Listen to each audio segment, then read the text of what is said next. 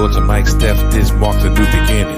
Thanks for supporting a total reinvention. The soul is still here, but the vibe's a little different. Unpredictable, hot the kids and the women. Sports of all sorts, music mixed with living. Rep New York City, but ain't the politician. Always bring the heat, Steph bacon in the kitchen. Big shout to y'all, I appreciate the listen. Donnie put the rest, but I'm still in the best. In the world of what I do, all y'all know the rest. I live it, I breathe it, I'm the whole definition. The pinnacle, the ultimate, I'm on a new mission. The salty thoughts of Mike Steph, featuring the one and only Mike Steph, the best in the world of what he does. Tap in.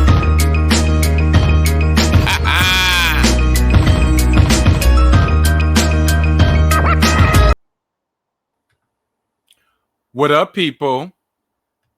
What up, people? What up, people? Welcome. Welcome. Welcome to another edition of the Salty Thoughts of Mike Steph podcast, featuring the one and only Mike Steph. Best of what he does. Yeah, man. How's everyone doing? How has your holiday weekend started? Are you barbecuing? Are you drinking? Are you partaking? Are you having, family festivities? The usual thing that you do in the very beginning of summer. I don't know why I'm a little bit off today, but matter of fact, I do know why. Because something that I've had in the works since I started this reboot of the Salty Thoughts podcast under the name of Mike Steph. I've only had one guest since the reimagining of this podcast, since the YouTube premiere of this podcast. But today marks the day that I'm having guest number dos. Guest number 2. Yeah. If you notice something that's different, normally I have a different banner, a different background. And I kind of actually wanted to use that background, but then when me and my guest pre-games, so to speak, I realized that banner is not probably going to work as well as Old Faithful right here. So that's what I chose to do. Okay, so welcome to episode 16 in the old tradition, because I gotta keep up the tradition, especially since Sister U is watching. We're gonna count in Spanish all the way up to 16. 1, 2, 3, 4, 5, 6, 7, 8, 9, 10, 11, 12, 13, 14, 15, 16. Episode 16. Episode 16 is kind of sweet because I'm going to be talking about yesterday's WWE offering, WWE PLE. Yes, I am on my wrestling-ish today. I'll be talking about Money in the Bank 2023, which was a very, very entertaining PLE, a very, very with very, very interesting outcomes. Some that, tell you the truth, I really don't disagree with much. I had to watch it in spots because my plan on watching it on my shoot job did not come to fruition. So I actually I saw the women's Money in the Bank match, and I saw the last half of the Bloodline Civil War. And then today, actually right before I started recording this podcast, started this recording, I watched the rest of everything that I missed. And like I said, pretty interesting. But before I start rambling and getting off topic and actually losing whatever audience that decides to stay with me, because like I told y'all last week and I told y'all before, I don't beg y'all mother effers to stay. I appreciate it. I do. And I don't know. I'm a little nervous right now. And you know, Mike. I mean, I'm normally getting nervous, but I'm nervous. And you know what? Matter of fact, I'm going to introduce my special guest. I told y'all last night when I dropped the special audio only edition of Sprinkle of Salt on the mothership, the flagship, if you will, the Salty Daughter Mike Steph, that I was going to have a guest. Because I got a friend in me. He got a friend in me, but it's not a friend. It's more like family. It's a family affair out this mother effer. It's a family affair for Mike Steph, the spousal chief. I'm looking at him in the backstage area, and he's like, "Really, Dad? Really?" He's shaking his head right now. And since I kind of gave it away for newer listeners and newer viewers of the Salty Thoughts of Mike Steph, I would like to introduce to you my son, none other than, well, I'm going to let him introduce himself. Yeah. Chef Mix in the building. What's going on, people? How y'all doing? Hold on. I got the merch. He's one I of got the merch. the very few people that actually purchased, I wear the merch. purchased my old merch under the former name of the guy who's not here anymore. Same guy, different name. Yeah, what does that say? It says the Salty Thoughts of who? Donnie Wu. Yeah, him. He You know, gone. those what you call it, that name doesn't really come out my mouth anymore. So I'm gonna allow him to say that. So yeah, that's the original merch. The original merch. I think about going on 4 years old out, right? Yeah, now it's vintage. You Yeah, really it's want to talk vintage about because it? It's vintage exactly. now. Exactly. It's You know. mine. Don't worry about it. It's okay. I'm gonna keep it hot. That's right. I'm gonna Rep keep the it hot. movement. Rep the movement. You know. Do you want to know? Do you want to share with the masses of how this union right here came to pass? Because I caught hints, right? Like, even though I talked all that mess about not promoting my podcast last week about, I don't give a F about Twitter. I don't give a F about Instagram. I said, you know what? Let me drop some crumbs. I promote it more than you, I think. You probably do. Because every But time I wear the hoodies, everybody asks and I put them on. Always, I plug it in, subscribe. I show them. I'm like, yeah, that's my dad. They're like, oh, that's cool. I'm like, yeah, bro. He does podcasts. Tune in. see, I knew I loved this little boy for a reason. Most people, for the most part, they don't believe it until I show them the actual picture you wearing a hoodie. I'm like, yeah, I made that hoodie for him and his podcast. Like, his proof in the pudding right there. And then they go on. I show them. They're like, oh, that's the same person. Duh. Yeah, I don't know. Maybe if you know what, I'm not going They're to. not. No. They're not friends of mine. These are just people who are on goals, who see the merch and they ask where I got it, and I tell them the whole little shebang. And then it's mostly like oh, because they hear podcasts, they mostly think of like well-known, keyword well-known podcasts. Yeah, So they'll think of Logan Paul or see. I don't even listen to nobody, so I don't. I don't know. Like, yeah, Joe Rogan, Joe he has Button. podcast. All right, there that rings a bell. All right, see, I don't listen to him anymore Yeah, me for the neither, simple really. fact of he turned into the people I hate to listen to. You're just Really. very repetitive. You contradict yourself. And I'm not trying to sit there for 2.5 hours listening to you talk in circles. I'm here for laughs. I'm here for goofs. The serious talk, not so much. I can watch the news for that. That's what it's for. True. I want to laugh. I want to have fun.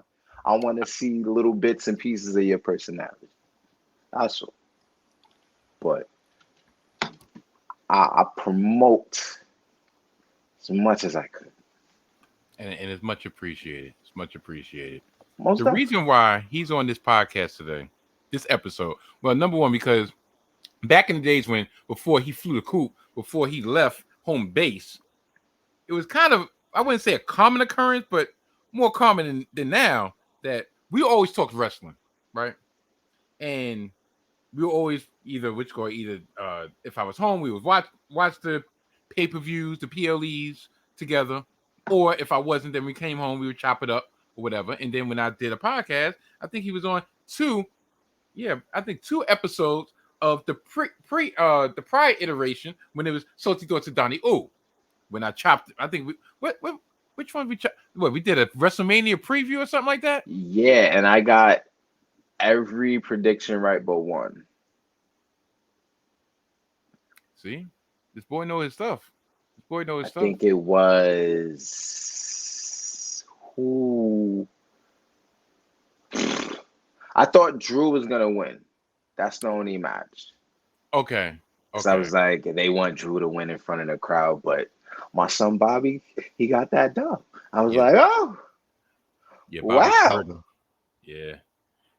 So my boy knows his stuff. So we always have a good time talking wrestling, but before we get into it, he actually put a comment on Instagram that said the world needs more chef mix. Most definitely. And I need to branch out my show more. I need to stop just being a little shy little goat and just go with the flow. Yeah. So being the fact that his two sisters kind of cameoed last week when we got into a conversation about musty ass Summer Walker. That's another reason. I was like, wow, that's okay. I see what we're doing now. I ain't getting no invite. You're a busy man. You're the BMOC. I am a busy man, but I'm one text / phone call away. You know, you see my shenanigans on Instagram. You can send me a little message. And what did I do? I sent you a message to say, you want to holler? You want to come on this week? Okay. And here you are. Here you are. You know, he sometimes he forgets that I'm really the HNIC over here. You know, that went over your head? HNIC. Oh yeah. The HNIC, the head nigga in charge, the boys, the captain, boss dog, the hog.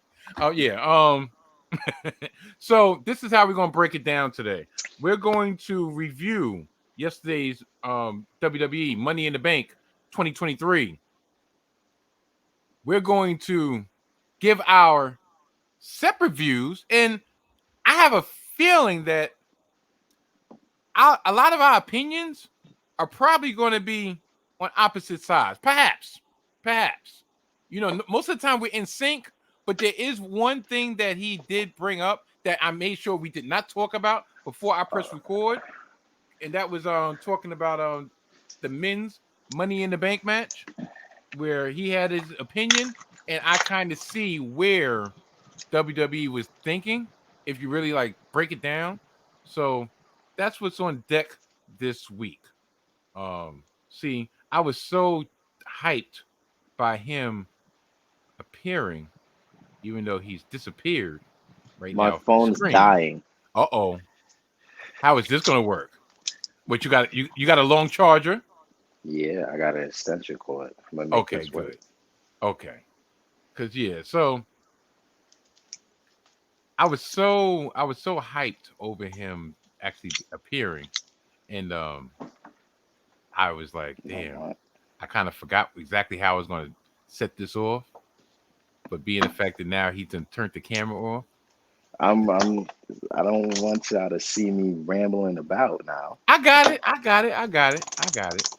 You know, so we're gonna, like I said, we're gonna start off with breaking down the Bloodline Civil War, and then we're gonna talk about the two Money in the Bank matches, the men's and the women's, and which one we thought was the best one, and do we agree with who came on top in those matches? And then we're going to deal with the best of the rest, because that's how I really consider the rest of this card, the best of the rest. We had the women's tag team match with the surprising ending.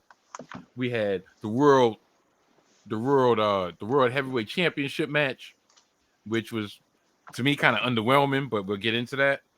The IC match with Gunther, smacking the liver HIT out of Matt Riddle, and I got a question to ask him about how he think Matt Riddle. Oh darn! Now we got to see his crotch. No, you don't.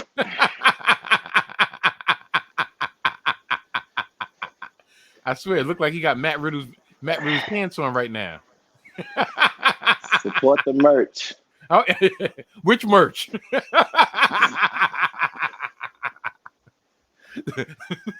You know what? I'm gonna leave it alone. Because if he wasn't my son, I would have so many jokes. But being the fact that that is my son, I'm not gonna do that to him. Look, I could be ruthless, but I will not do that to my own flesh and blood. I just hope you don't mind. I could throw punches back too. Yeah, and I could drive 300 miles and throw another punch. See, if you do all that, I don't have to wait till December to move back with you guys. It'll be a nice little trip. I'll be waiting for you, big man. Okay. But yeah, we'll talk about that off camera. So, we're gonna get this show on the road. But before we do you know what Salty Summer is, right? No. See, even my kids don't even follow my podcast. Salty Summer 3 will be in effect. Matter of fact, it's in effect now. I'm going to say this now before I forget, and hopefully I will remind y'all at the end of this podcast. There will be no episode next week. None whatsoever. You want to know why? Because I will not be around because I will be enjoying Salty Summer 3. Salty Summer for you, to let you know, is when we go on our summer getaways with your Aunt Steph and Uncle Lamont. And this year, we're going on the Love Boat. Something exciting and new. The Love Boat. Yeah, so I will not be around next week.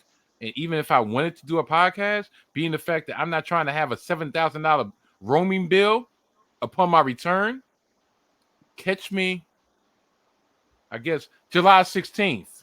That'll be the next edition of the Salty Thoughts of Mike Steph. Salty Summer coming to a dock near you. So, without further ado, let's get this issue on the road. Huh?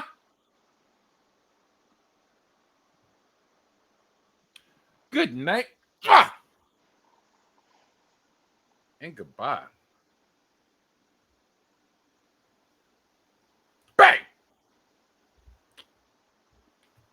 Yeah, bang! That. The Bloodline Civil War. For those who are not in the know, because a lot of my listeners, a lot of my viewers, two things. One, most of the time, if they're watching or listening, 9 times out of 10, they really don't care about anything that I'm actually talking about, but I make it entertaining enough for them to view and listen to more. Number two, most importantly, about 99% of the people that follow the Salty Thoughts of Mike Steph could give a rat's ass about wrestling. But that's what I do. That's what I'm here for. I'm here to espouse, to bring the masses into my world, into the wrestling world. But yeah, the Bloodline Civil War was between Roman Reigns, the undisputed Universal Heavyweight Champion, and Solo Sikoa, his youngest cousin, going against former Bloodline members, Main Event Jay and Jimmy Catcorn and I Don't Care Uso, the Usos.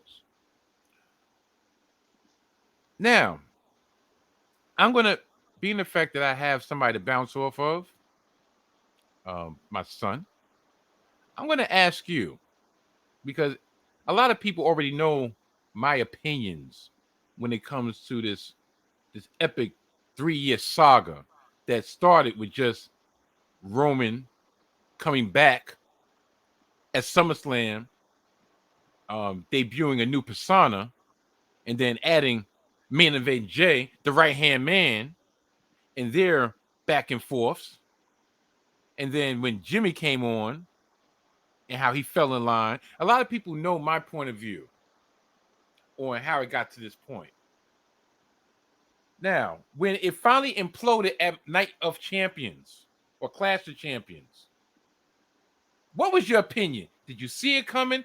And if you saw it, matter of fact, what was your opinion? Did you see it coming at that point in time? Yeah, I saw What it coming. exactly did you see? I saw the little bits and pieces they were adding throughout the build to Night of Champions. Okay. And if you know for sure, Jimmy's not the type to really just sit there and let you shove him in the face. Jay, yeah, at the time. Okay. Jimmy never really fell in line, mainly because he was only there for Jay. Then eventually Solo came around, and because they're blood and they're brothers, he was like, cool. But he was really only there for Jay. So once Roman started to go a little extra and started pushing him to the point where he's like, you know what? We already lost the titles. You've been riding us ever since. Then you put yourself in a position where we can't even get the belts back for us. And now you shoving it in my face, blaming me. I think enough is enough. So yeah, I definitely saw that coming. And I was even more hyped when he said, this is what you should have did a long time ago. And I was like, oh! Now, I have another question. Did you find it kind of abrupt how Jimmy fell in line? Remember when Jimmy first came back? Remember, he was going after Roman straight up because he wasn't feeling how he was treating Jay. He was trying to get Jay back about going on 2.5 years ago, right? Remember, Jimmy was nobody's bitch. Then, miraculously, it's almost like there was a part missing, and then Jimmy fell in line, and Jimmy was the good soldier for 2 years. Going back to Royal Rumble, when Sammy did his shady shit and cracked the tribal chief in the back and said, you know what? Look, I ain't none of y'all blood. I don't have to deal with this, and bounce. Remember, Jimmy was all with the shits. Jimmy looked at Jay like, yo, you see what he just did to our cousin? You see what he just did to our oos? So, do you find anything funny about how in January, Jimmy was still riding for the cause, even when he saw Jay was wavering, to after they lost, and once he started becoming the topic, the target of the mushing, the disrespect, how he just snapped out of it. Do you find anything wrong with that, or do you feel like everything went according to how it was supposed to go? Of, look, I was riding for my, like you said, I was riding for my brother, but once you start trying to sun me, now we got a problem. Yeah. Because I never truly believed he was ever there for Roman. Ever. For the simple fact of, yeah, he was cool with Sammy, but he knew some way, somewhere, shape, or form that Jay was going to come along because he knew Sammy had good intentions for the both of them. And he knew that Sammy knew that Roman was bugging. If you even realize what happened to War Games, Okay. the way Roman was staring at Sammy after he gave him the heads up to go take care of Owens, Yeah. He was really sitting there like he sold his soul to the devil. I feel like that's when Sammy realized, yeah, I'm not gonna be here for long. Cause it took what 2 months later for him to turn. Yeah. Crack starting to show that he didn't even look satisfied with the victory. Yeah, he won, but he was unsure. Like, was it worth it? I don't think so. Because even when they brought it up in December, Roman was like, even War Games, you sitting there celebrating like you did all this, like you run the blood. He was watching him. I'm just saying. Sammy Oh, you knew, Jimmy knew, Jay knew. He just didn't want to tell the truth because he already fell in line physically, then eventually emotionally because Roman beat him into it. But him trying to get the belt and then Roman beating him up to the bloody pulp, him choking Jimmy out, he had no choice but to fall in line. got you. No Now, choice. now, I'm gonna. We're not gonna do the play-by-play of all the spots that happened in the match, but there was a there was a very important part at the end of the match when I'm trying to. Okay, when Roman and Solo did the combined spike spear, and Solo dragged, I believe he dragged Jimmy over to put on top of Jay, and he tried to stack him and smash him. Well, smash him and stack him, right? Like he did 2 years ago with Edge and Daniel Bryan. And when he kicked out, Roman was broken because prior to that, the Usos caught Roman with the 1D. There was no ref. Roman knew he was ass out. If that ref wasn't there, he was ass out. They caught him. But after they kicked out of the smash and stack, did you peep how Solo looked at Roman when Roman was like, yo, we just hit them with the RU kick and they kicked out. You saw how Solo was looking at him. Solo looked at him like, my man, yo. Solo There's looked at still him work like to be done. Roman showed weakness of, yo, I've been following you and you sitting here crying. Yo, we Mm-hmm. still all right. They kicked out. We got to handle our business. And you And saw they how didn't do Solo that took control immediately. Well, it immediately. took him some time after he realized Roman's buggered. As soon as you started pounding on him, Roman was like, okay, yeah, let's do that. It's and that's in that little instance, Solo and his mom was like, yo, maybe I should be the tribal chief because this man, he ain't right. He ain't right. Now, when he took control and he took Jimmy outside, remember Roman said to Solo, get rid of him, finish him, destroy him. We don't need him anymore. We only need Jay. That's the one we need to keep. Jimmy's expendable. What do you feel? Okay, how do you feel Solo took that?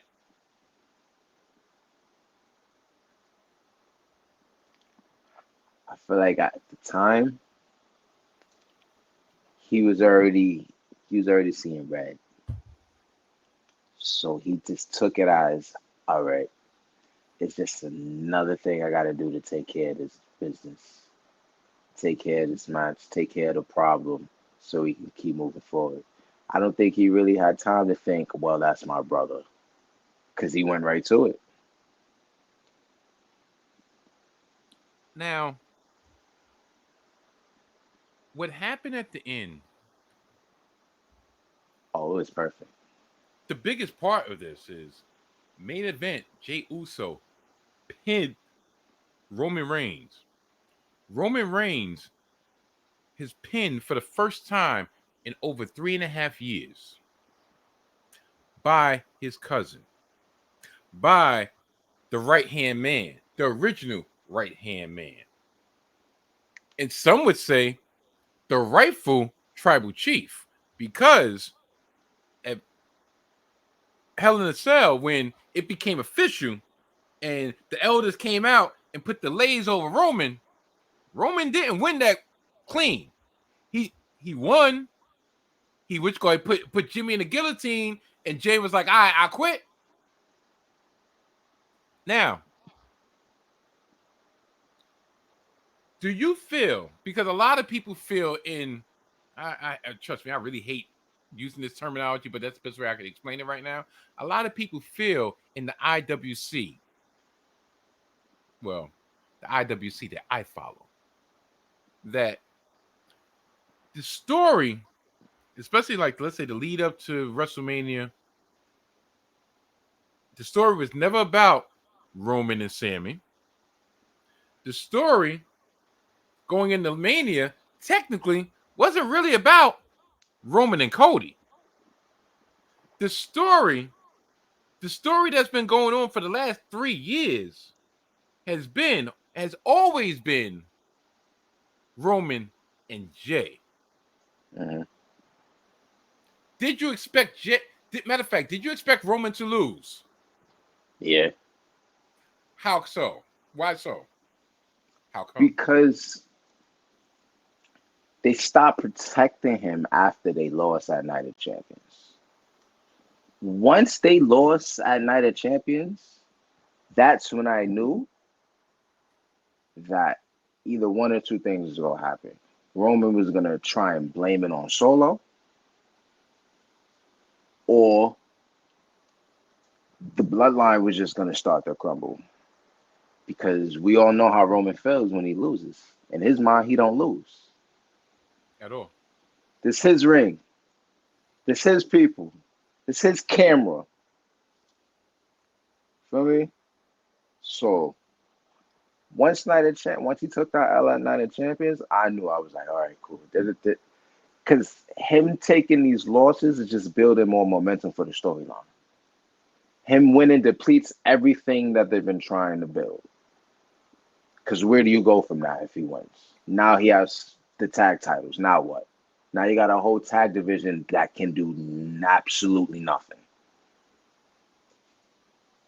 Now you don't ruin the tag division thing. Make Roman look even more stronger. Yeah, I get it. He's the final boss. But if he never loses, how much value does he really have? Who do you really want to waste in front of him if he never loses? How many more pushes are you going to ruin if he never loses? Okay. So you felt that not only was Roman going to lose this match, that he was going to be the one pinned. Oh, yeah, because Solo was the one pinned last time. Interesting. If Solo gets pinned again, I feel like it's pointless. Yeah, there's a story there you could have built off, Roman turning on Solo, but if he was going to do that, he would have did that after Night of Champions. He needs Solo. Or is it going to be Roman and the Wise Man versus the Usos? Come on, let's be realistic. He has no one else. Okay. Now, a follow-up question to that is, where do you think this leads on to SummerSlam? Do you believe it's going to lead to a one-on-one with Jay and Roman? It has to. Because that's the whole point of them getting Jay to pin Roman. They could have had Jimmy pin Roman. They could have had both of them stack them. But they specifically had Jay low blow in to set up for the splash. See, okay. The only way this worked was for Jay to pin.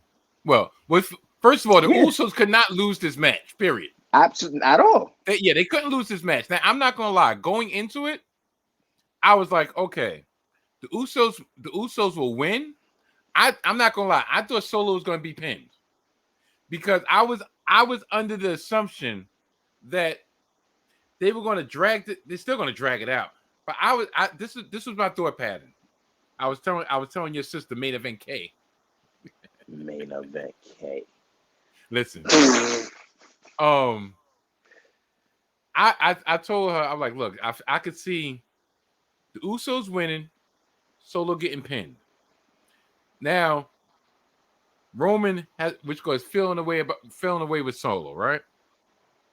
That would have led to either a one-on-one match with either Jimmy or Jay, or matter of fact, I thought it was going to lead to a one-on-one match with him and Solo. Prior to this, I thought before they had this tag team match, I thought this tag team match actually was going to be at SummerSlam. I thought they were going to have Roman and Jimmy for Money in the Bank, because you didn't need a big match. Like, that would have been a cog into the story. Some shenanigans happen, fine. Then that leads to the tag team match at SummerSlam. And then SummerSlam, which got Roman would lose. That would be his first loss. And then it would probably spawn into Roman and Jay. By Jay winning, I thought by Jay winning, to me, it doesn't have, you don't have any doubt that if they do a one-on-one match at SummerSlam, Jay's not winning the title. Why not? He's the only logical answer to complete that story. Jay gotta be Roman for the belt. Well, if you think about it, it's not. Even if you give him like a 2-month, 3-month reign, Jay gotta be Roman for the belt. So, if you think Jay should be the one that beat Roman for the belt, why did you race the pin on Money in the Bank? If anything, don't you think it would have, to really bring everything full circle? Because remember, it started with Jay versus Roman, 1-on-1. To bring everything full circle, don't you think that Roman's first loss, first pinfall, if it was gonna be Jay, I mean, if you're thinking Jay is gonna win the title, don't you think Jay should have won the title with his first, giving Roman his first loss? Because right now he already has the pin. Yeah, it would be more meaningful for that to have happened. But then again, Roman still got him up by 1. They had 2 matches. Yeah. So if Jay ties it up at SummerSlam for the belt, then you can have a rubber match down the line. Okay. And this is what I'll say to counteract that. And it's going to come up right out of left field, and I'm going to be Mr. Unpopular right now. Even though the main story has been Roman versus Jay, that is the story. You still have this lingering story over here with Cody. They're keeping Cody. What happened? I said they just need to make that man beat Seth and call it a day. That's not finishing the story. Him beating Seth for that made up belt is not. And he said it yesterday in the press conference. Yes, this is not to disparage Seth and what he's doing. That's not to disparage the World Heavyweight Championship.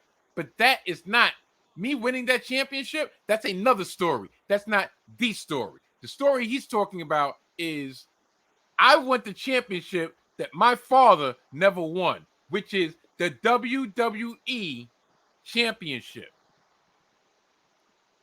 But we'll get to that in a minute. And I'm not saying this is right or wrong, but if you have Jay win this title and you say, all right, he gets a little 2-month run, and then Roman gets it back. No, I never said get it back. Oh, so you're saying that what? So Jay's supposed to run with it? And let Roman go away for a while. Unless you got something big planned, let him have a break. you don't think that? Okay, let me follow up with this question. And to see, this is why I like having you on, like having someone else on, so I can really bounce back and forth, and I can understand a different point of view instead of me just running my mouth. Um, Let me ask you this question, and I think I lost my train of thought. You say for Roman to I'm go still away. here. All right. You say for Roman to go away, right? For a while, Hmm. if he loses. You don't think they got something planned for WrestleMania 40? There's a reason. I know it keeps on coming. I keep on bringing Cody back into the conversation, but there's a reason why Cody didn't get a immediate rematch. There's Now a let's say reason this. why they're keeping him hot. Let's say this. Okay. Jay has the belt by the Rumble. Not likely, but he has the belt by the Rumble. Cody beats him at the Rumble. Roman enters the Rumbles at 30. They run it back at Mania. Story complete. He beats Roman at Mania, gets his revenge. Story complete. Job done. There's, Now it will never happen. Let's be realistic here. okay. But that's an option. There's a reason. I'll just say this. There's a reason why Rome, Roman's gotten to the point in his reign that him losing that title is going to be a monumental feat, no matter who he beat. I mean, who beats him. And if they allow him to get to 1,000 days, right? SummerSlam. Remember, SummerSlam is at the beginning of August this year. Actually, coincidentally, it's on yours truly, my birthday, August 5th. So do you know the end of August makes 3 years that Roman has been the champion? If they care so much about 1,000 days, you don't think they care about making him hit the 3 year mark? And lose it at SummerSlam. No, SummerSlam would be prior to the 3 year mark. He hits 3 years at the end of August. Come on. Look. Unfortunately, you know how Y'all WWE goes. dragged it on for 1,000 days. Like I said, You you need to unfortunately, actually hit 3 years, bro. That's yeah, ridiculous. because if he hits 3 years, I think if he hits 3 years, he will be the third longest reigning champion in WWE history. What, he's 4 right now? I believe I think he just passed Pedro Morales. So he's I think he's 4. 4. No, matter of fact, I'm lying. He's 4 because he no. He's 4 because he's behind Bob Backlund. Bob Backlund had it for technically, I think which go like a little less than 4 years. Because his reign actually got chopped in half. There's one that they don't they it's one laws they don't really recognize. But yeah, he can only go up to 4 because he's not keeping it for 4 years. But yeah, I'm really thinking they went that 3 year mark, and once that 3 year mark ends, he's not dropping it at Survivor Series. He's not dropping it at Roadblock. He's not dropping it at Payback. He's not dropping it at TLC. So he's You gonna know what I'm keep saying? it till When he Mania. drops it, he's not going to drop it at the in between. It's going to be a big 4, big 5. So if he don't drop it at SummerSlam, he ain't dropping it again until WrestleMania.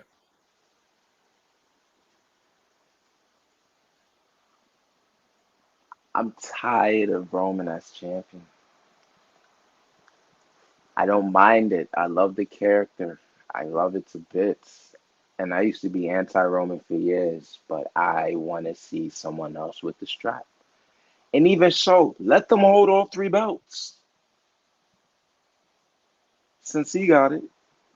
Hold on, you said you're tired of Roman as champion? It's been 3 years. That's that. That's what you said.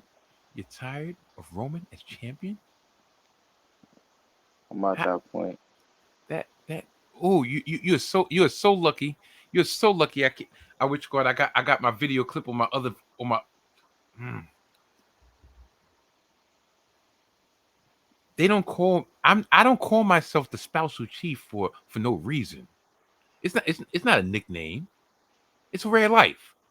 The spousal chief.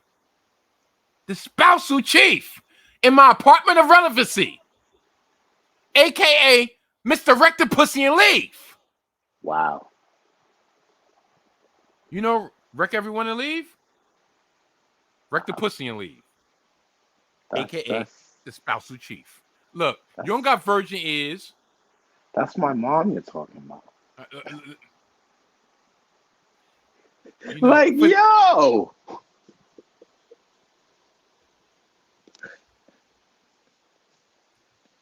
I'm now you done got me. Now you done shame me into moving my my face. Um, I'm like, that's my mama. oh my goodness, Oh, my mama. I swear, you. Urgh. I'm like, you said it. Okay. So since you want to go there, Like, I wouldn't even know what to rebuttal with that. no. There was no Absolutely nothing. yeah, there was no need to rebut. There was no need to rebut. You're a product of such things. We didn't put you in a test tube in which go ahead and swirl you around. I wouldn't know. Okay, all right. I wouldn't know. We're getting way off topic. So to which go to bottom line this segment, because yeah, we're about to touch on topics that we probably don't need to talk about in front Not of at all. the dozens and dozens of Yeah. people. Not yeah. So so Let me talk to you. yeah, sure. Look like I done been talking way too much. Um, the bottom line is, so you have no problem with Jay being the one to pin Roman, and you believe that going forward to SummerSlam that it should be Jay versus Roman for the title, correct? Everything happened the way it was supposed to happen. Okay. And last but not least, do you believe that Solo, where do you believe Solo lands after this latest incident?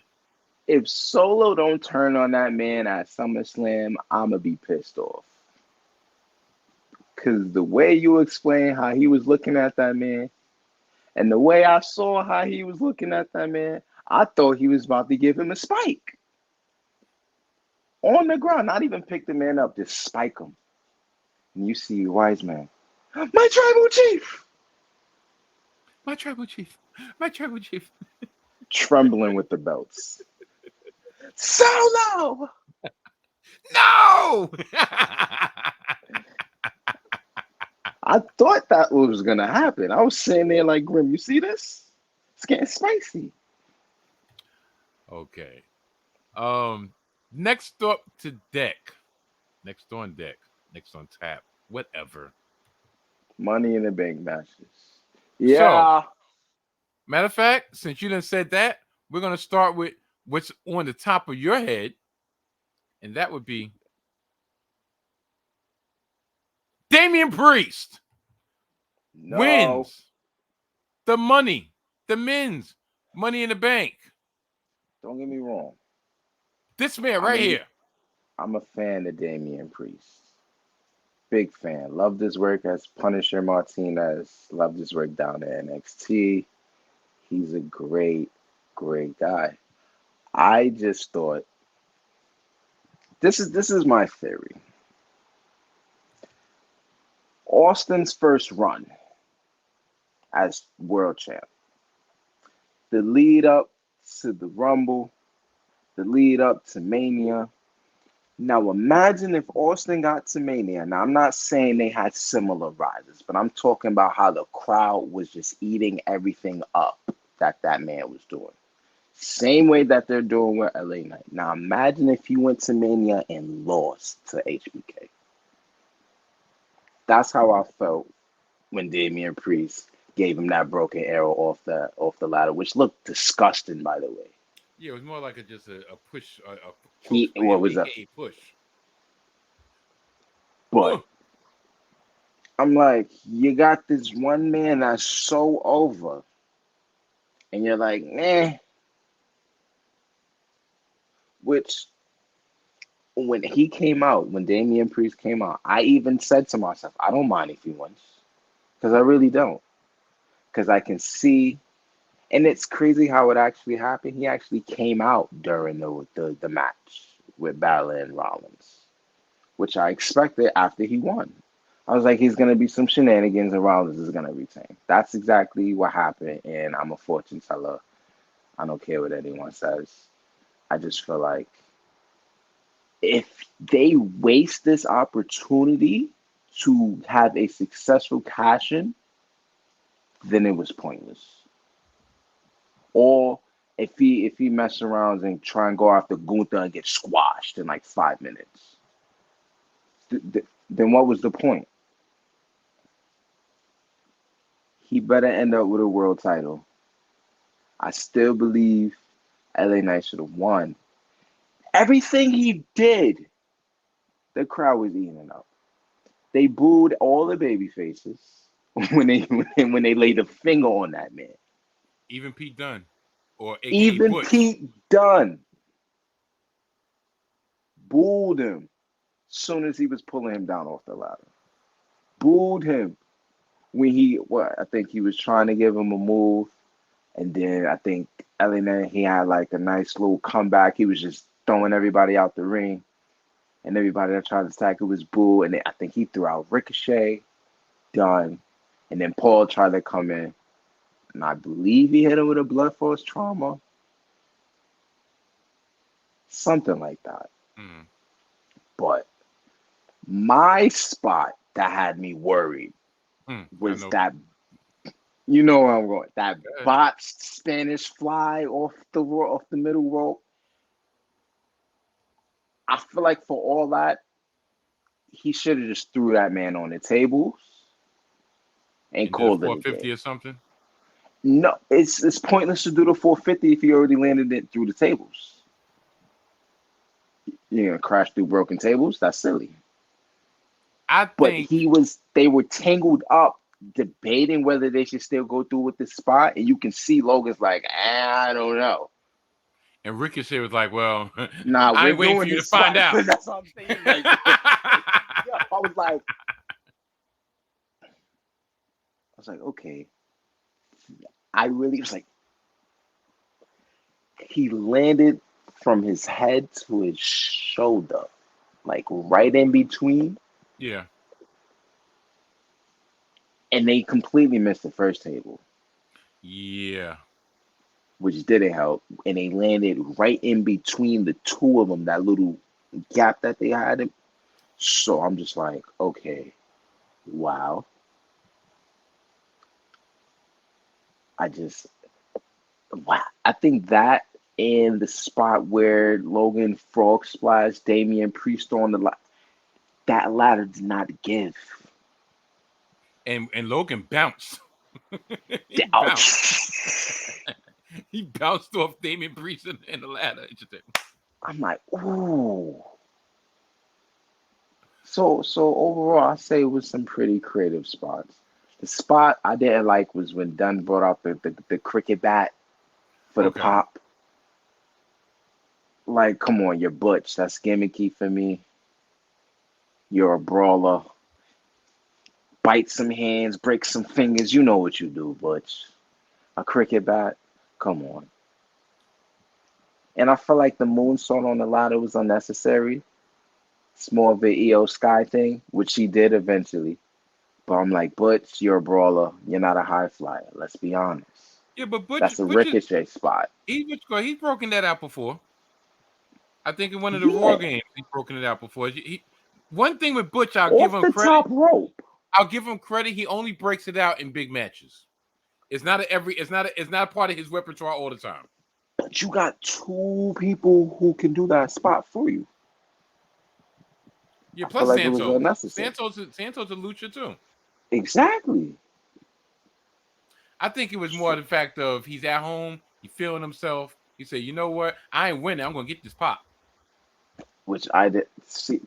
I didn't mind that, but the cricket bat, moonsault, everything else was smooth as butter. But the person I feel like they robbed my man LA Knight. Okay, let me rebut. Cause what else? Unless he's winning the Rumble, what do they really have planned for him? Okay, I'm gonna get to it. Now, he was my favorite going in. Let's put it this way. I wanted him to win going in. But I'm gonna put my analytical hat on and break it down like this. When they added Logan Paul to the match, my first instinct was, oh shoot, Logan Paul gonna win. Nah. He's gonna cash at the end. He gonna cash in on Seth, and then you got your big money rematch from WrestleMania, Seth versus Logan for the title. Seth got screwed. Logan loses. He goes away into Royal Rumble. That was my first thing, my first thought. But when he announced himself to be the winner, when he announced himself to be in a match, what WWE always have tells. Whoever holds the Money in the Bank briefcase before the match, they never win. It's just that's as simple. So as soon as he climbed up that ladder and he posed, he wasn't winning. Same thing. They gave Butch his photo op on Friday. He climbed up there. He grabbed it. Everybody knew. Nobody felt that Butch was ever going to win. But he got his photo op. Fine. Now for LA Knight, it's twofold. If I really want to think about it, he has not had anything consistent. Yes, the crowd is with him. And yes, that should be the most important thing. But in terms of storyline, in terms of quote unquote momentum in the WWE atmosphere, not what we want to see, he has not had any momentum. He has no program. Pretty much he hasn't really had a program, period. I personally think that these last couple of days, the interaction between him and Logan Paul, that's going to be his SummerSlam match. That's what I believe. Also, I believe they're probably setting him up to take the U.S. title off of Theory, but that's neither here nor there. He's better. Okay. He deserves more. Okay. Now, in contrast to what I just explained with LA Knight, Damien Priest. Now, don't get me wrong. He's not my biggest cup of tea. I respect him. Damien Priest has had a more consistent storyline since WrestleMania. He had a great match. He pulled a great match out of from Bad Bunny at Backlash, right?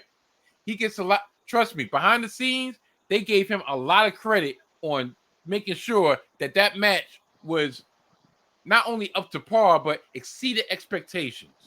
He's slowly been maneuvering himself as being the leader of the Judgment Day. He's also, when they gave him that title shot against Steph, and Finn cost Damien Priest the match. Damien Priest coming out at the end of the Finn Balor match, that was Finn's receipt. Like, you cost me my title, match, now I'm going to cost you your title match. They've been slow turning Priest in which going to make him a face. Now, I'm not sure how that's going to work with him with the briefcase. Now, I'm not sure if you paid attention, and I'm not sure how deep they're going to go into it, but Finn has been seen on numerous occasions talking to J.D. McDonough, almost like kind of giving him giving him pointers, almost like a mentorship. At the same time, Finn has been so focused on the Seth feud that he's been in his own world. He really hasn't been effing with Damien Priest. He hasn't really been effing with none of the Judgment Day, but he's still down for the cause. But that's Damien Priest's storyline. That's his progression since WrestleMania. LA Knight, this swell of momentum, this groundswell of momentum has been short-lived compared to the progression of what they feel, what they've been setting up with Damien Priest. And lastly, whether fair or foul, if you got a big man that they kind of are pushing or they kind of are behind, and you have a person who was not supposed to get the pops he was because that wasn't in the plans, you already know who's going to be chosen. LA Knight is not the chosen one. Now, I believe they're going to put stuff behind LA Knight starting now, going forward. Unfortunately, if he gets the Money in the Bank, he's not cashing in on Roman. He's on SmackDown. Yeah, I know it shouldn't make a difference because they don't act like it doesn't make a difference. But he's on SmackDown. He's a SmackDown wrestler. What, you think he's going to go over to Raw and taunt Seth? Seth is not losing that title no time soon either. So that's why it makes more sense for Damien Priest to have the Money in the Bank in this situation, considering all the competitors, because he's doing a slow face turn. So he's going to taunt. He's going to make his presence known. He's not going to cash in as long as Seth is the champion. When Seth eventually loses, matter of fact, I can see two things. I can see him trying to cash in on Seth before he becomes an official face, and him failing to win the championship because I can't see Damien Priest as world champion. But him failing to win the championship, i.e. shenanigans by Finn and whoever Finn recruits, will complete his face turn. Mark my words. There's a reason why he has that championship. Also, he has that briefcase. Also, the Judgment Day is the premier faction on Raw, the flagship. They don't have any championship gold besides Rhea, and I don't know what's going on with Rhea. I think Rhea's hurt. That's why she's not really defending. But that gives them a little extra cachet, and it gives Seth something in the back of his mind because he's supposed to be this fighting champion, defending the belt every week. He keeps on running himself into the ground, i.e. Orange Cassidy on the other brand. He's going to be easy pickings. So they want us to feel. That's my thoughts on why they went with Damien Priest. I'm not saying I didn't want LA Knight to win, but I kind of understand why LA Knight did not win. Do you have anything? You have any last words on this? Nah. Okay. So next up is the women's Money in the Bank, which was won by IYO SKY. My guy. IYO, not IYO, IYO SKY. Your thoughts on her win? Matter of fact, your thoughts on this match as a whole, first and foremost. I liked it better than the men's match, mainly because I like the ending better. Perfect picture. Oh, listen. Look, I'm on point. Shoot, once I realized I could put pictures up in this bitch, shit, I've been on a roll. And I didn't know if they were gonna pull the trigger on damage control falling apart during the match, but I'm glad they did, because that spot with the handcuffs, and I really believed for a split second that Becky was gonna be somewhere on the outside handcuffed and gonna have to gnaw her way out. But I'm glad they waited for that spot, because I'm like, oh yeah, that was perfect. And IYO was my pick. Yeah. Look Excuse my look at pick. this picture. She's literally stepping on Bailey on her way to get the Money in the Bank briefcase. Perfect. Bailey knew what she was doing. Should never push my girl. Now, do you okay? Now, did you watch the post press conference? They had one of those? Yeah, actually they did. Yeah, they did for this one. I think they only yeah. I think especially when they're overseas, they do these. Um, No, I didn't see it. at the post press conference when they introduced EO to come out, you know who came with her? Bailey. Yes, she did. And do you know what EO said? EO said, "We are Miss Money in the Bank. This is Huh? ours." That's silly. Perhaps, perhaps. So Because they can't both be champion. as much as they did have friction, they really didn't implode yet.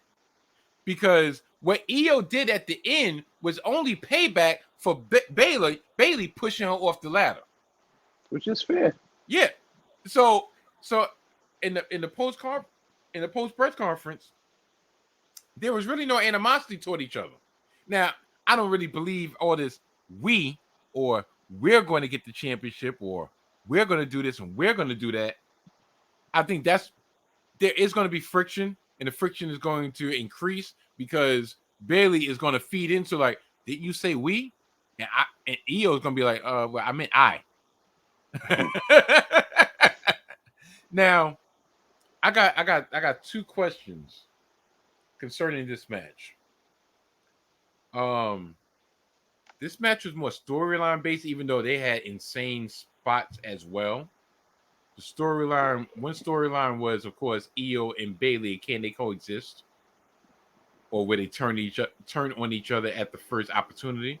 The other storyline was Trish and Zoe Stark versus Becky. I was impressed. I was impressed with Trish because that was her first.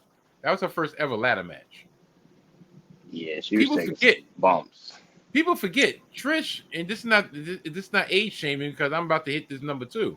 Trish is going to be 40. I mean, I think Trish is 47 years old. Number one. Number two, she retired almost 20 years ago. Oh wow. She retired young, but it's not. But when you see her in the ring, you don't see a quote unquote old timer. You don't see a quote unquote throwback. It's almost like she seamlessly fits into today's WWE women's environment. Yeah, she is from the diva era, but she kind of seamlessly fits. Zoe Stark took a couple bumps, and I'm like, wow. Like, I mean, I've found I've had a newfound respect for her and what she's accomplished. I guess her shortcoming, so they say, is the personality part or the charisma part, and that's why she probably got teamed up with Trish. Um, Becky, and I've always been a Becky fan, but I don't know. I don't know. This was the first time that I was active. Matter of fact, this is the second time I was actively rooting against Becky winning. Like, I don't know. It's to me, she's something is missing. I don't know what it is. Do you feel the same way that something is missing from Becky? She just doesn't have that same oomph that she had in the past? And Or you've never really been a Becky supporter? I feel like I was a Becky supporter. 2019 when she was hot, Okay. but she's legitimately fizzled out since then. And why do you think that's happened? They haven't really gave her anything meaningful for her To really munch her teeth in. To really munch Like, a chief in? all right, for example. Munch? Yes, munch her teeth in. Okay. So, like for example, the Bianca feud was okay. Keyword okay. It got Bianca over, Mm-hmm. but all it did for Becky was turn her face, and she did what after that? One tag titles with a part timer. WrestleMania in a 6-man tag, 6-woman tag with part timers. No belts on the line, by the way. Gets turned on and hasn't legitimately done anything. It's fizzled out. We You never think? got the Ronda match. No. So I'm like, you have opportunities to do things with Becky, and you're throwing Ronda in the tag team. I think why we never got the Ronda match, I think because they got legitimately got heat. And I whether fair or foul, I believe that's probably the reason why we never got the Ronda match, because I believe Ronda has enough stroke that she says, I don't want to work with her. Becky and Charlotte had beef at Survivor Series a couple years back, and they gave us a beggar. Different situation. They came up together and then they end up having beef. Ronda's an outsider, so they give the benefit of the doubt up to the outsider. Even though they've kind of shitted on Ronda this return, but they always Did give the they? benefit of the doubt to the outsider. So if Ronda came back like, look, I want to work with Charlotte, I want to do this, I do not want to work with Becky, that was never going to be on the table. But That's neither here nor there. okay. She just fizzled out, and even watching her stuff, she gets pops for saying bitch most of the time. I only really watch her for her in-ring work nowadays. Your promos don't really interest me. You just scream and holler, and she's not doing it for me. You know what I feel. Two things. One, if they when they turned their heel, she probably shouldn't have turned heel when they turned their heel. From what I read, what people read, people heard or whatever, she was the impetus behind her. She wanted to turn heel.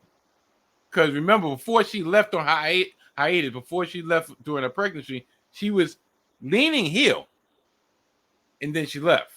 If you remember, early 2020. Mm. So her turning heel wasn't the greatest timing, but it seemed like once she started getting her footing as a heel, it turned to face. Not only did they turn to face, they didn't she didn't become a new persona. She didn't continue, all right, I'm big time Bex, but now I'm a heel. I mean, now I'm a face. They reverted back to the man. But Made nothing about her no sense. Is the currently, man. yet nothing about her currently is the man. So you turned her back and forth, and now she has no character. Or whatever character she's trying to portray comes across a little bit forced.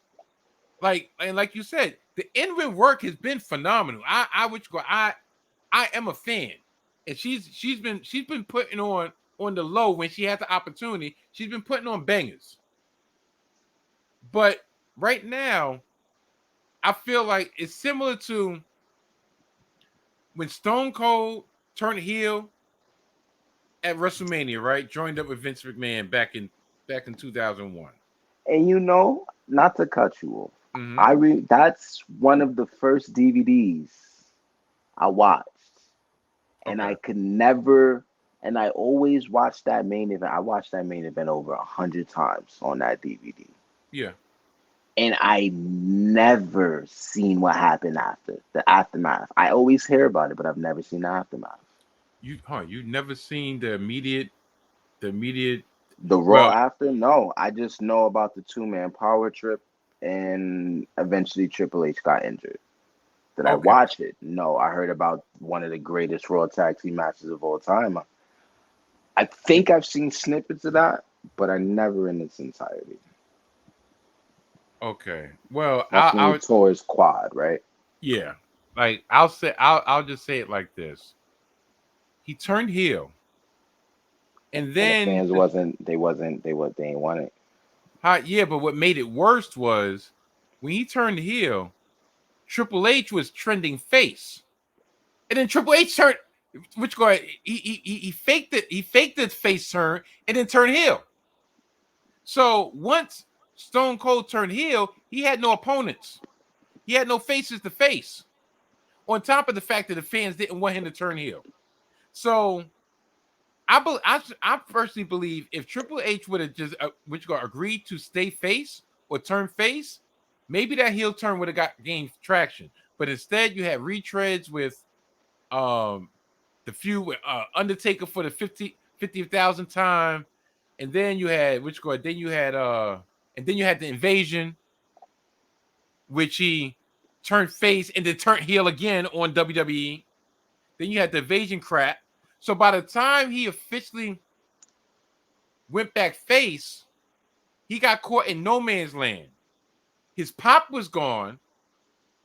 He was actually being entertaining as a heel, and then he went back face. But once again, and it's actually similar to what's going on with Becky, he didn't have a new character as a face. Like, yeah, all right, I repent for my sins, blah, blah, blah, blah, blah, blah.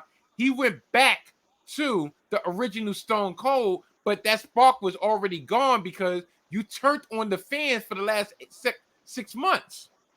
And you became this paranoid, psychotic dude, and now you went back to like the 6 months never happened, and that's similar to what's happening to Becky. So that's a good template of, since you said you never really paid attention or you never really saw exactly what happened after Stone Cold turned heel, is exactly what's going on with Becky right now.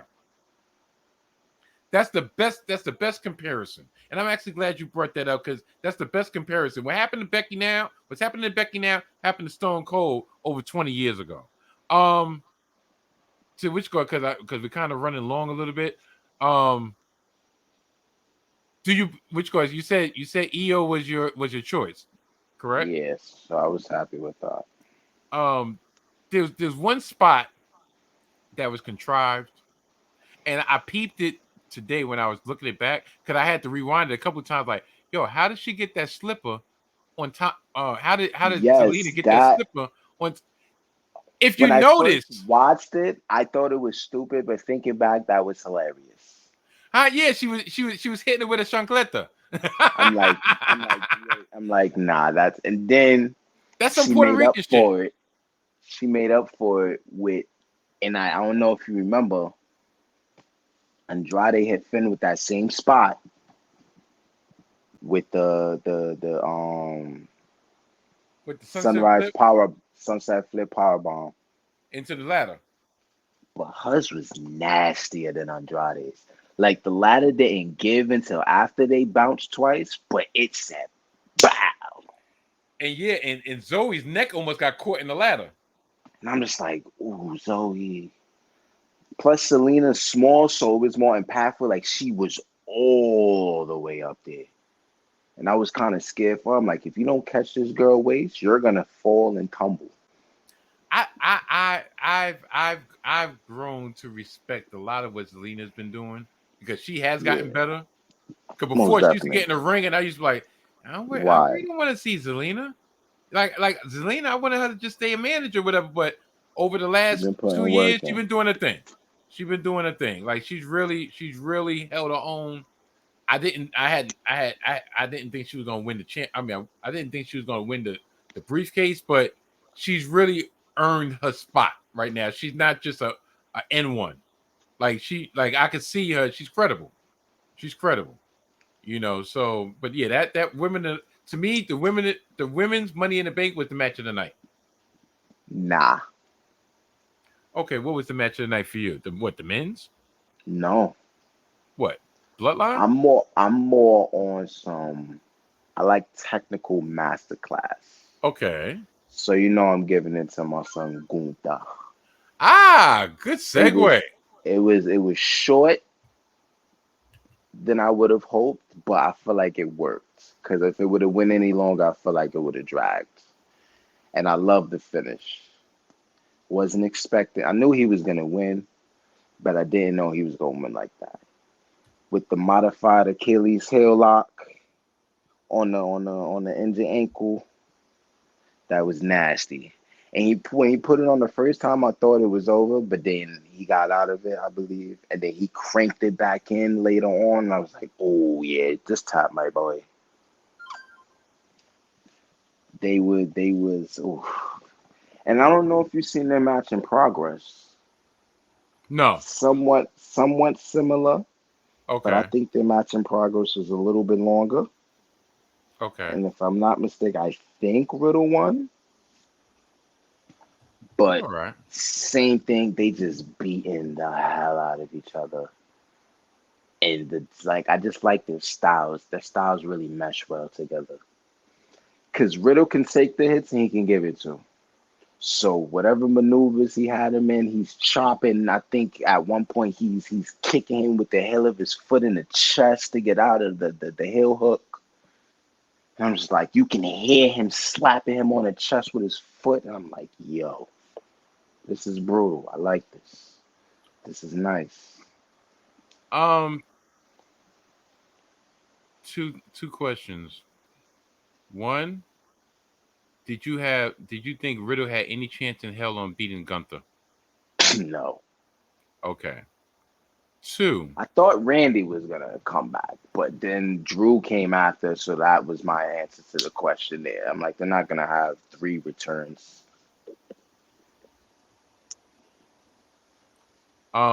Two. Where do you think Riddle goes from here?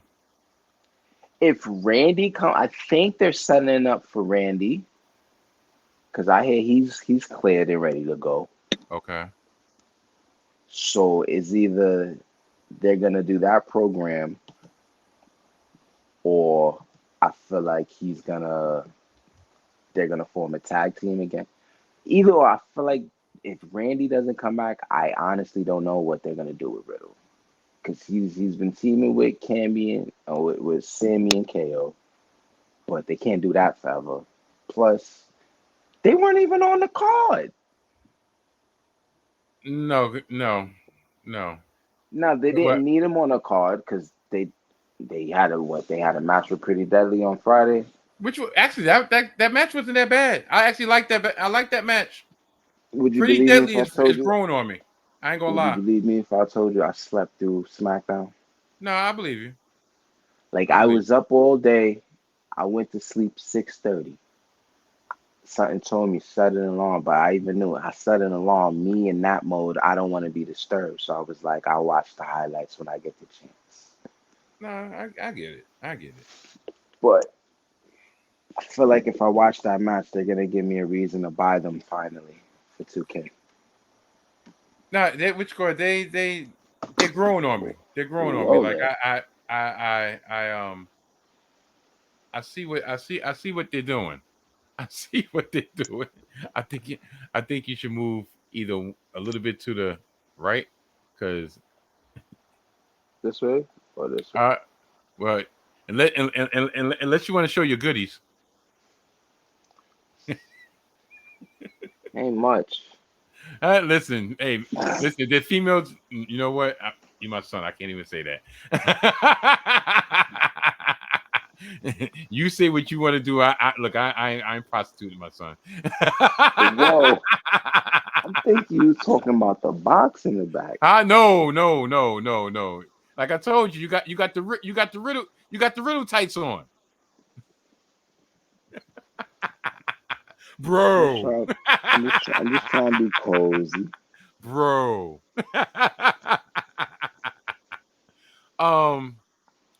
last but not least, when it comes to this, Drew McIntyre returns. Do you think he would be the one to dethrone Gunther?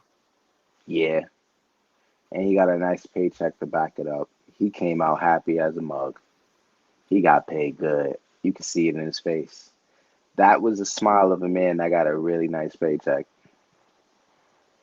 Yeah. And he's not coming back to go back in the same trend and losing to Gunther. Makes no sense. And if anybody should beat him, I feel like Drew's a great pick. I think this is what I personally would do. That's the SummerSlam match. There we Yeah. go. That's the SummerSlam match. But what I personally would do is Drew loses to Gunther. Nope. Right? And Drew, that is the catalyst for Drew to revert back to the Scottish psychopath, and he goes after Seth for the World Heavyweight Championship.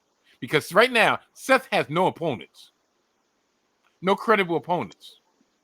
There's no heels on Raw. Now you could make the argument that Drew beats Gunther and then Gunther becomes the opponent for Seth, but I think that's too soon. Because that leads into the no man's land of Payback, Roadblock, Survivor Series, that area. I don't know. I just That's a perfect area for a short reign. As much as Seth was talking all that crap about how Roman, the only reason Roman been champion for over 1,000 days because he's not a fighting champion. Seth can't lose that championship in 3 months. You understand what I'm saying? It'll be reasonable storyline because he's hurt. He's beat up.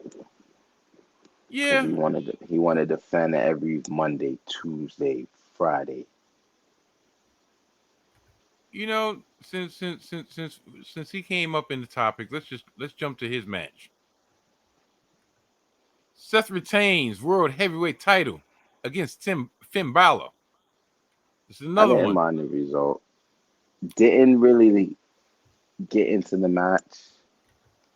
Personally, I don't think they have that much chemistry together to give me a banger. Okay. Like even their SummerSlam match, I wasn't a fan of. Okay. It was just to me, it was shorter than I thought it was going to be. It wasn't as violent as I thought it was going to be because Finn has been showing that edge that I've been wanting to see since he got back on the main roster. Because I don't know. I think we've discussed this in the past. When Finn first came back and he was face Finn, I'm like, no, he showed everybody. This is the Finn I wanted. That's the Finn that I wanted when he came back. Only up until recently have we really gotten that Finn. Matter of fact, have we really gotten Prince Devitt Finn? Right? Yeah. So I thought it was gonna be a little bit more violent. It was intense, but it wasn't as intense as I thought it was gonna be. I guess it's more of a catalyst to veer off to the inevitable Finn Damien Priest feud. Here's one thing that just came to my mind. Maybe, just maybe, Finn challenges Damien Priest for the briefcase, and that's the way you can get it off Priest and put it on a heel. So therefore, now Finn, all right. Seth beat me in a tournament, and Seth beat me in a title match. But still, it could be one of those. It's not over yet. I'm gonna call my shot. You understand what I'm saying? I can see that. Huh? I said like when Braun wasn't finished with Roman. How yeah? It's Are always you on finished site. with you yet? It'll never be over, You Roman. done you done flipped the man ambulance over and you're not done yet? I'm not done. What? Would you go slot it next? Yeah, I ain't gonna lie. To this day, that was a very underrated feud. A lot of people crapped on it because of Braun, but What? to me, I love to me that that feud. was that to me up until Roman did his heel turn, that was his best program because Yes. Braun brought something out of Roman that made him actually watchable because he used to F Roman up. Yes. And I He wanted used to to see it. F Roman up. Better than Brock could ever do. Yeah, surprisingly. Yeah, Yep. it was. I don't. It was some. It They was had a more chemistry. entertaining. It had a better pop. You can actually believe he threw a chair in this man's face. Brock don't throw chairs. He throw people. Oh man, that was one of those feuds that was very underrated. Was very underrated. Um, okay, so we're not going to talk about so much about this, but Yeah, that just wh- gave me an idea. Monster Braun coming back in my universe mode. I said it now. where do you think Seth goes from here? To be honest, I see another open challenge within the next few weeks, and I feel like they're gonna build a storyline off that. Someone's either gonna jump him after the match, jump him during the match, or the person in the open challenge is gonna do the jumping. And you have any guesses? You have any options? Ooh, See what I Bronson mean? Reed is a good option. I could see it. I He's a could see good it. throwaway feud. Yeah, but oh, matter of Give fact, him I'll a put it give this him way. a give him a rub. Do you think Bronson Reed is at the point to which going to have a title match at SummerSlam? Hell yeah, he was in the G1. We're not talking about how we feel. We're talking about currently in the WWE universe. Ah, here we go. All right. Yeah, I do. He has momentum. He actually,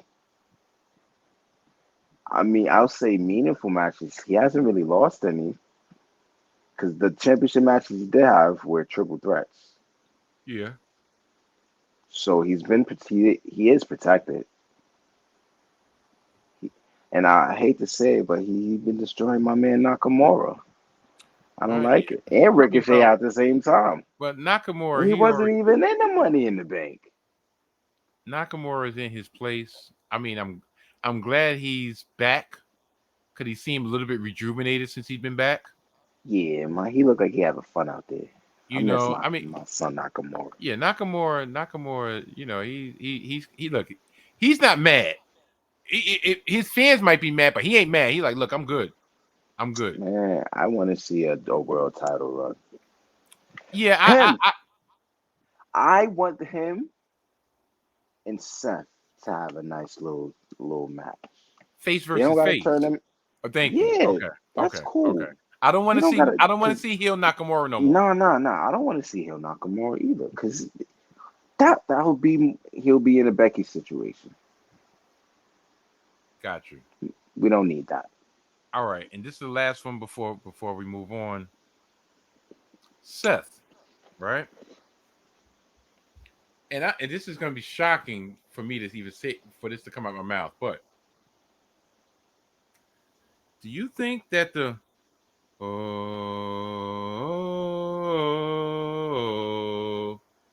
do you think that's getting played out? Absolutely not. Really? No, because every time I have him as world champion in my universe mode, Okay. specifically for that reason. I love his entrance. That's him. That's his gimmick. Without it, he's legitimately just a really good wrestler. That's my point.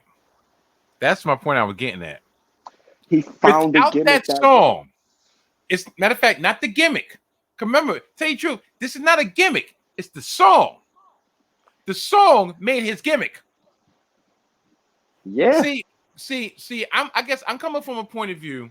Unfortunately, you wasn't able to join us. When me and your sister went to Survivor Series 21 in the Barclays Center, that was, to me, the beginning of the groundswell. I remember I was like, burn it down! And I was singing at the top of my lungs. Oh. Not people was catching on. So to me, I was rocking 2 years ago. But now, being the fact that the machine is kind of cutting the edges off and mainstreaming it and commercializing it, because you know how I am. Once things start getting popular, that's when I stop liking it. But what's his in reality? Like you just said, you take away that song, what's his gimmick? What's his character? He's a fashionista.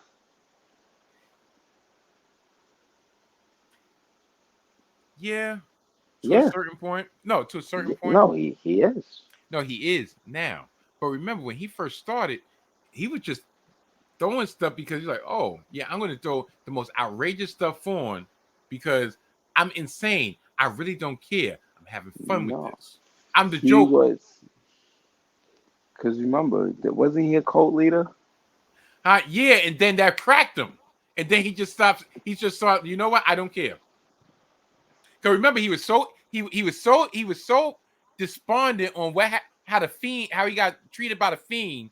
He became a cult leader. It was crazy. And then that broke him to the point that he just lost his mind, and that's when he started dressing all crazy because he was like, you know what, I don't care no more. And that's how the song happened. But he's no longer that character. Yeah, he's a fashionista. He's the drip god. He's a visionary. He's a revolutionary. Yeah, he's not even the drip god anymore. Yes, he is. No, he isn't. Look back. You didn't see his shoes on Monday? No. I'm talking about the character. Yeah. Look back to it's the wardrobes that make him the drip god. To now. The cover is the same. The pages inside are different. That's my point of view. That's my thought. I don't know. It's just, like I said, maybe it's just the fact that when things get popular to me, that's when I start like, I ain't effing with it no more. So you don't like LA Knight's catchphrases anymore? No. Because he's been saying them since forever. See, I really wasn't rocking with NXT when he was in NXT. So all this to me is fresh to me. So that's why I'm like, yeah, I like that. I like that. This, like I said, with Seth, this is 2 years running. I don't know. Maybe we could get into that in a later date. But I wanted to see your point of view of if you feel like he has a character, but you say you feel like he has a character, even though you said the character with the gimmick is the song. But we could go back and forth on this all night. And there's 3 other things I want to get into that's real quick. And your man.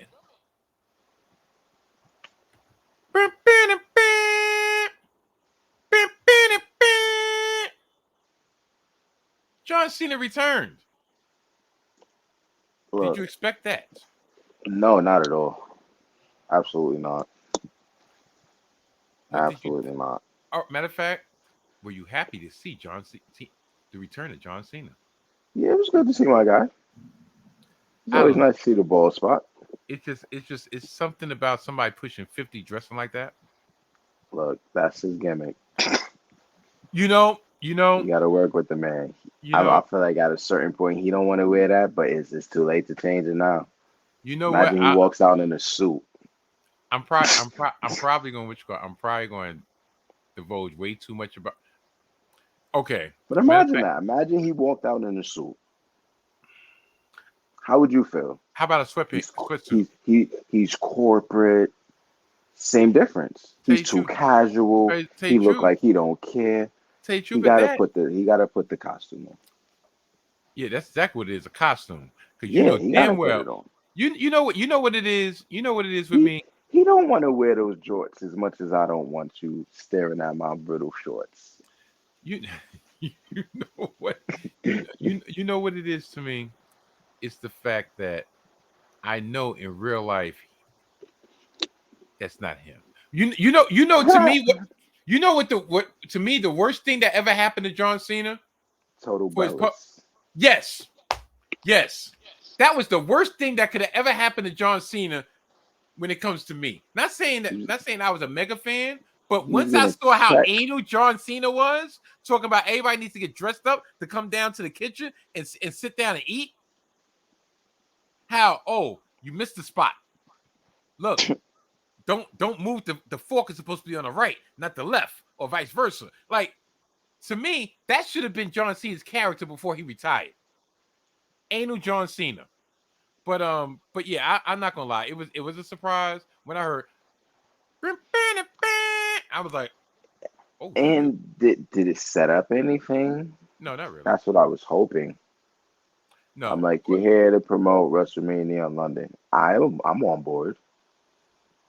But I what guess it else? What else are we doing here? I guess it was supposed to give Grayson Waller the rub. If you're not setting up the match, then what are you really doing, sir? Well, let's put it this way. I feel that Grayson Waller got more out of this segment, out of this 10 minute segment with John Cena than Austin Theory got out of a quote unquote couple week program leading into WrestleMania plus a match.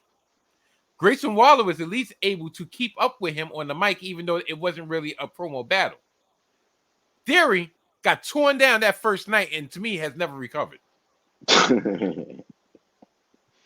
He's Because getting better. everything John Cena said in that night that he came back and which It he was said to true. that challenge has ended up being true. He said, guess what? After WrestleMania, I'm gone. You're going to be the one left. And guess what? Nobody's going to care about you. I can lose. You can beat me and you lose. I beat you and you lose. You're in a no-win situation. Do you really want to be here? You really want to do this? And guess where we at? May, June, July. 3 months later, everything John Cena said came true. Unfortunately, because he buried the shit out of fucking out of Austin Theory. And I don't think that was part of the plan, but that's exactly what happened. You know, it reminded me when he buried Roman. Yeah. But it was way much quicker and nicer. Because he could have said it worse. But what he's and you know, looking back, what he said was true at the time because he was like, the reason I'm still here is because you can't You carry the can't ball. do your job. Yeah, you can't do your job. I've been wanting to And get out of here. now he's doing his job. Yes. Yeah. Very well. You know, and He took that to heart. And one thing I will say about that, one thing I'll say that I give kudos to Roman about, even though I know we're jumping all over the place, but we're about to wrap it up. When Roman came back, he made a point to take care of his family. And I will always have the utmost respect for the man behind the character of Roman Reigns and Roman Reigns on camera. Because he said, you know what, if you want me to come back in these conditions, if you want me to put my health at risk, and I've dealt with all this scrutiny for the last 7 years, six years leading up, let me do it my way and let me take care of my family. And he's done so. The last 3 years, everything he's done has been about the family. Also, as payback, because remember, I'm getting a little bit too inside baseball, but remember when Roman left, at the very beginning of the pandemic, when he pulled out of WrestleMania, rumor has it, or reports have it, that the Usos told him, yo, you shouldn't be here. You can't take this chance. Go home. And they went to the office and said, yo, Roman going home. He's vulnerable. He ain't doing this. And because of who Roman was, they couldn't have any the Usos couldn't face any repercussions. So when Roman came back, he took care of them. Like, y'all looked out for me, I'm gonna make sure y'all good. Down to everybody getting a fresh pair of teeth.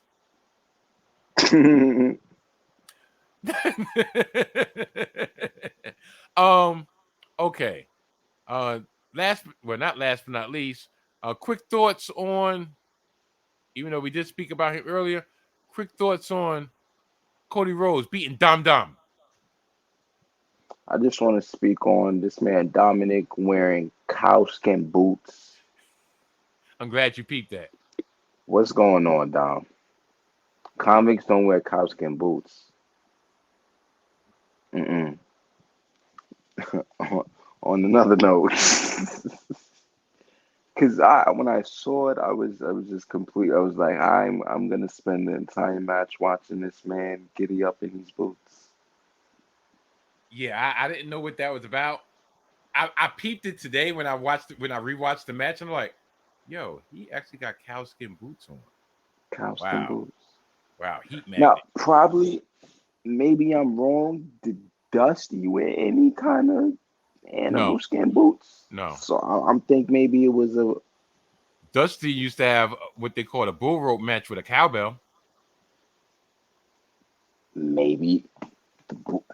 I don't know. This is just me just going off the top of the dome. Maybe he was trying to just like, yeah, cow boots. I don't know.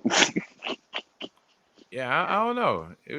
That was an interesting fashion choice. Fashion choice indeed. The actual match, I didn't mind. I thought it was decent for what it was. Dominic looked good. Cody got the dub. I didn't see Dominic winning. I don't know who did. But where does Cody go next from here? You don't know where he goes next? I mean, yeah, you get Lesnar at SummerSlam. Cool. After that, then what?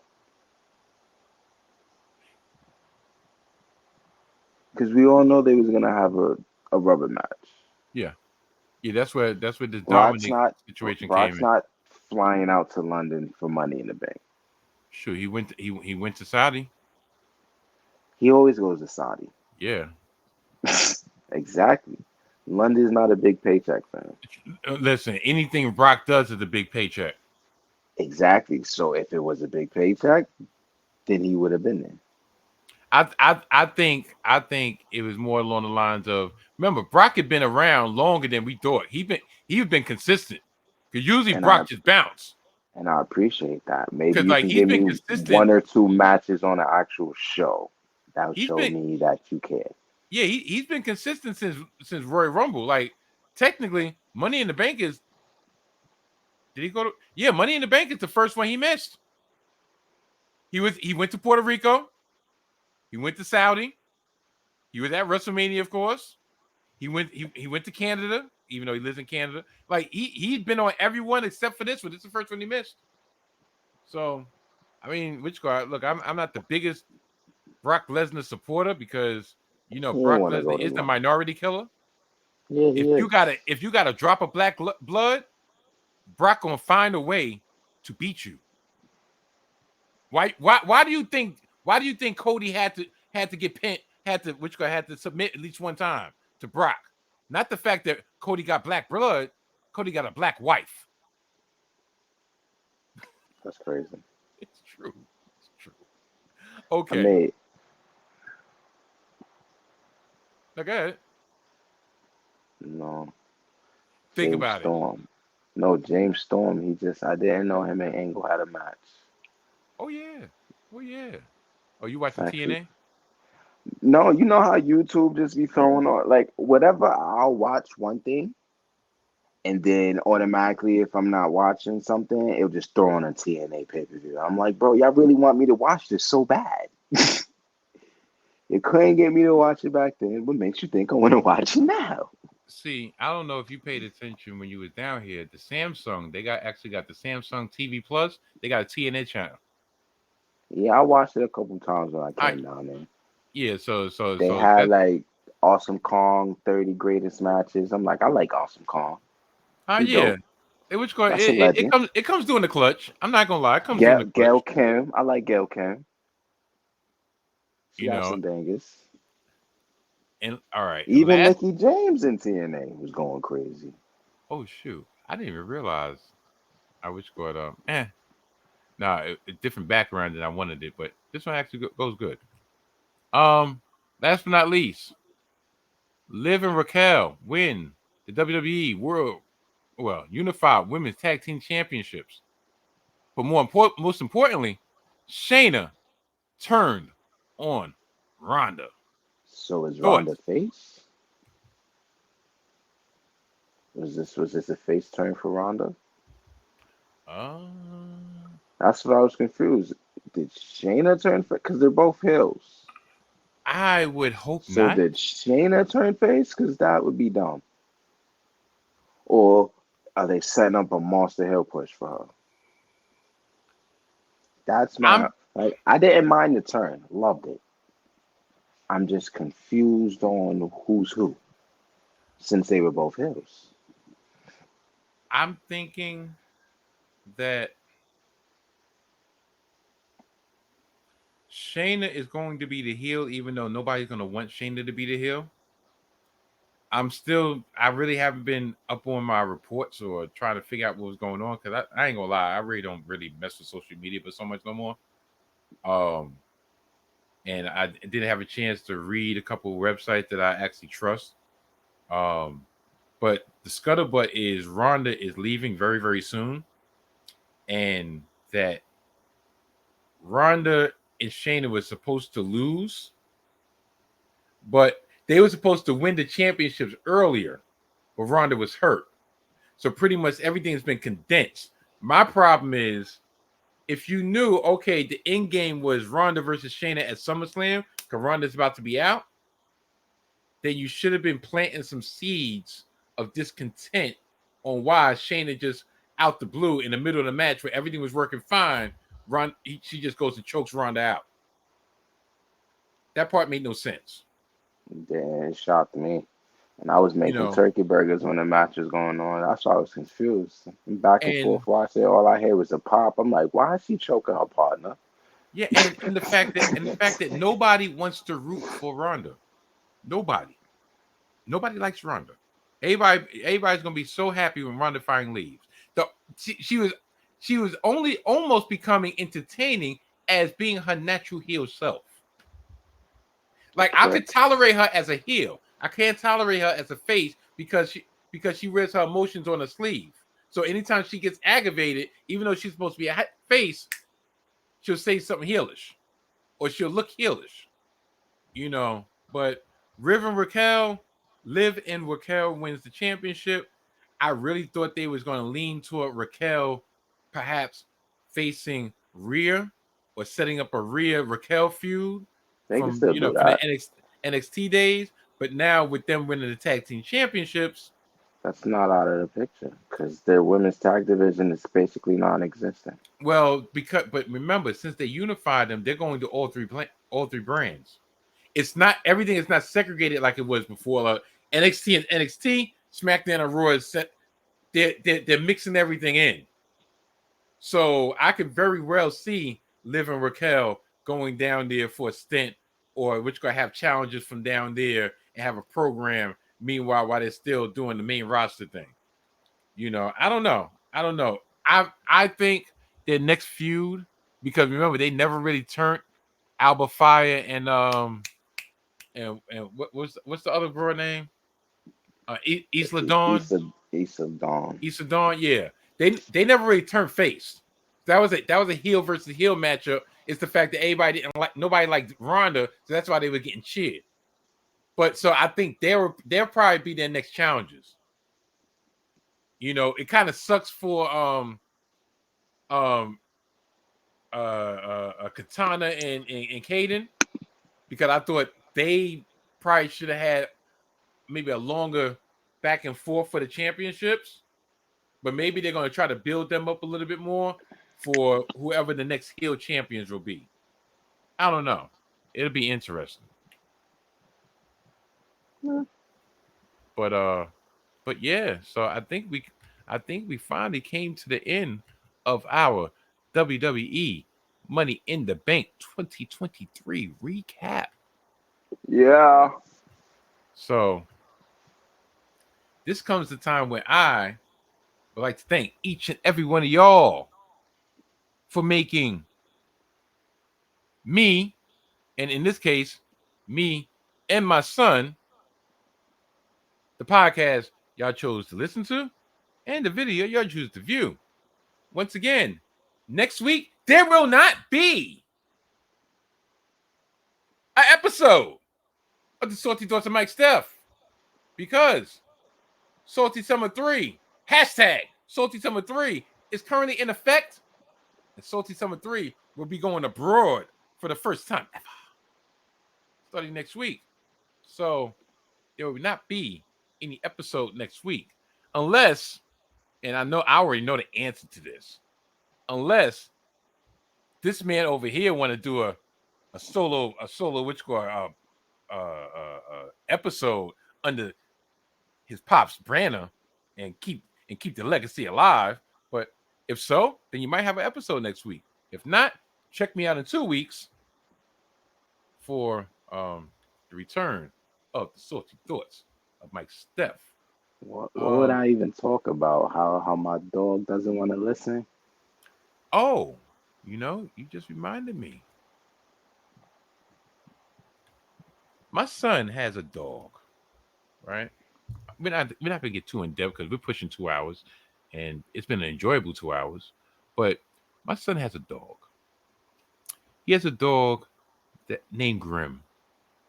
Part pit bull, part husky. Correct?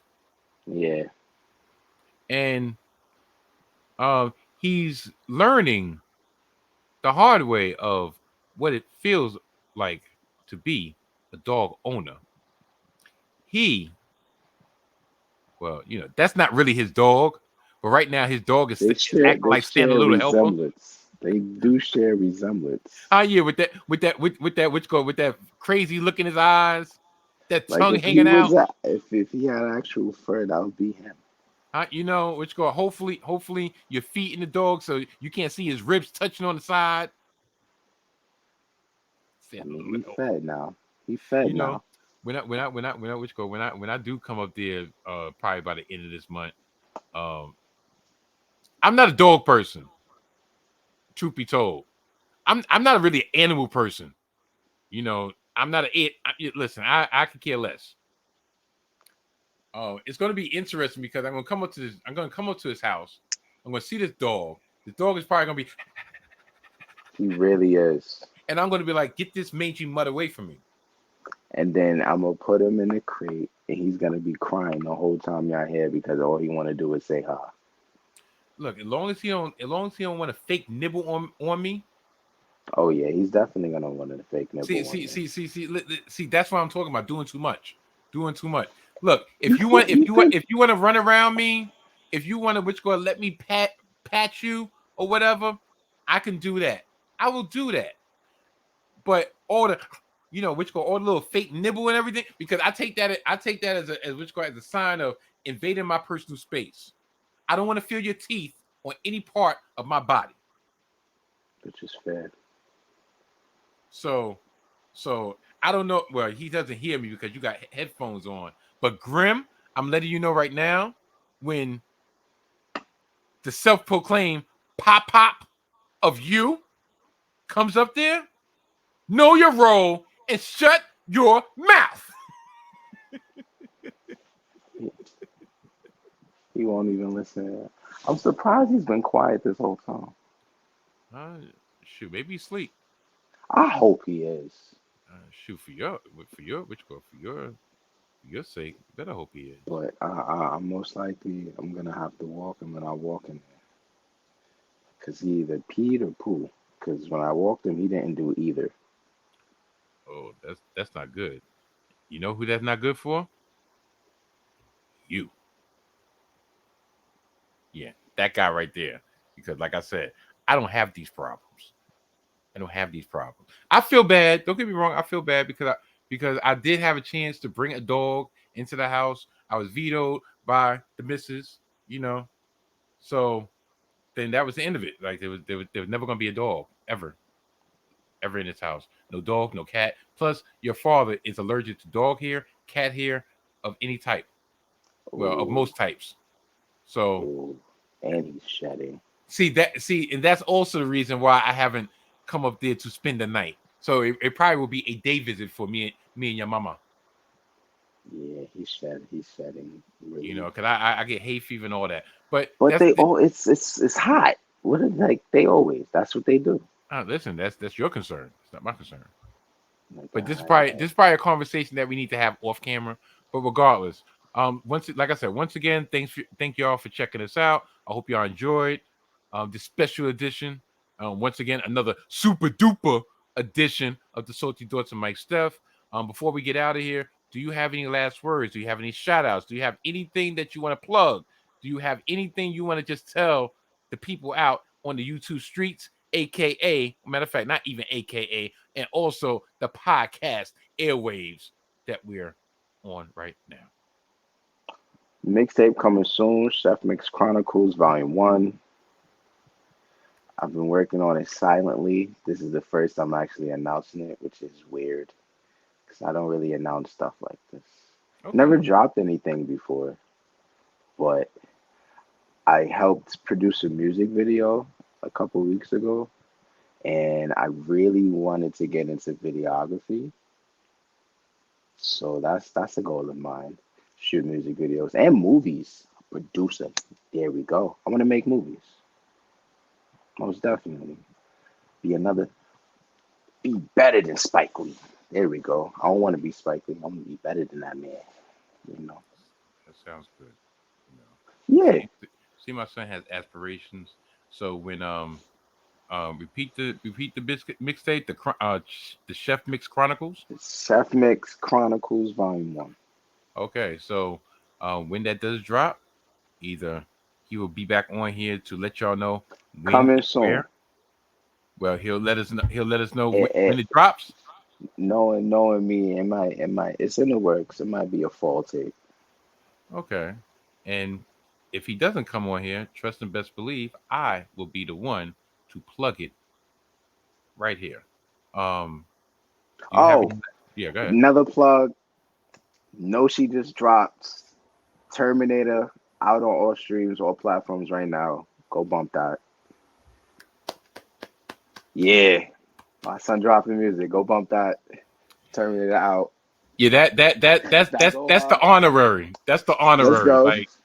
No, Like she which one? beats. I know That's like exactly who he's talking about. That's his long lost friend. Well, not long lost friend, but he long. lost. He lived Yeah, down the block from you. I know. That's what I'm saying. No, they've been friends since like elementary school. So me hearing that really, which go really just made me feel real great because I know he's been working on that. He's been doing Yeah, the music. He's been working on music for the last couple of years.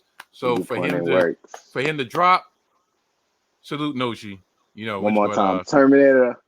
No, she black out on all platforms. Let's go. Crown definitely. High Tales Productions. Let's go. Let's get it. Oh, okay, okay. Shoot, see, I'm finding out stuff. You see what happens when I bring him on? I actually find out stuff because I guarantee you, if we were just talking, I wouldn't have known about this. I was just gonna tell you eventually, but you talking about plugging stuff. I'm just thinking of things that come into my mind. I'm like, wait, my man's dropped. Let's go. Nah, that sounds great. That sounds great. So I we have would I would plug the other dude, but he was complaining about helping me out with a little favor. And friends don't complain when you ask them for favors. They either say yes or they say no. It's that simple. what I would say without saying but so much. That's why it's very important. It's very, very important especially since you brought up Noshi, it's very important to stay true to your day ones. Exactly. Literally. And tell you the truth, that's going to be the title of this episode. Besides Money in the Bank recap. Money in the Bank recap / day one ish. Because Because how would I ask unfortunately, Noshi? He would have been like, all right, bro, give me like 5 minutes. Let me get dressed. Not, oh, I want to lay in my bed and smoke some more. And shut up. Stop being lazy. Like the look I gave him, like, so you complaining because I want you to leave your crib? Yeah. Stay there. Stay right there. And I left. I'm like, so you wanted me to leave my house to come do absolutely nothing with you. I give you opportunity to go stretch your legs, and you tell me no. Stay miserable. I don't got time for the negativity. Mm-mm. this No man is a negativity. chip off the old block. Anybody who knows me knows that's 99% of the time. That's my mentality right there. Word, it's a problem. Okay, how about you Like, stay over there? Not a problem. Guess what? Not a problem no more. because 9 Problem times out of solved. 10, y'all raised me to a certain point. I'm respectful. I'm not really gonna say no if I'm unable to help, I can't help. But if I'm able, I'm gonna hold it down. So 9 times out of 10, you ask me for a favor, I'm gonna say yes if I'm available, which I most likely am because I'm always home if I'm not at work. Yeah. And everybody knows this because I never leave my crib. So for you to do that, that showed me you bumped down to what acquaintance. There we go. You know what? There's actually a I think there's actually I don't know if acquaintance is lower or higher than associate, or Cause I are they neck and neck? cause when I Because trust need me, things, I'm quick to bump a mother effer from friend to associate. Quick, it's just, like that. it's gotten to the point when I need things, he's the guy to call. Or like for example, dog food. If I'm out and I don't get paid till let's say the next day, and little baby ain't eat all day, I need that dog food. He got 2 dogs himself. He's the guy to call. So it's not like I'm gonna just already ignore you. Like you're a resource.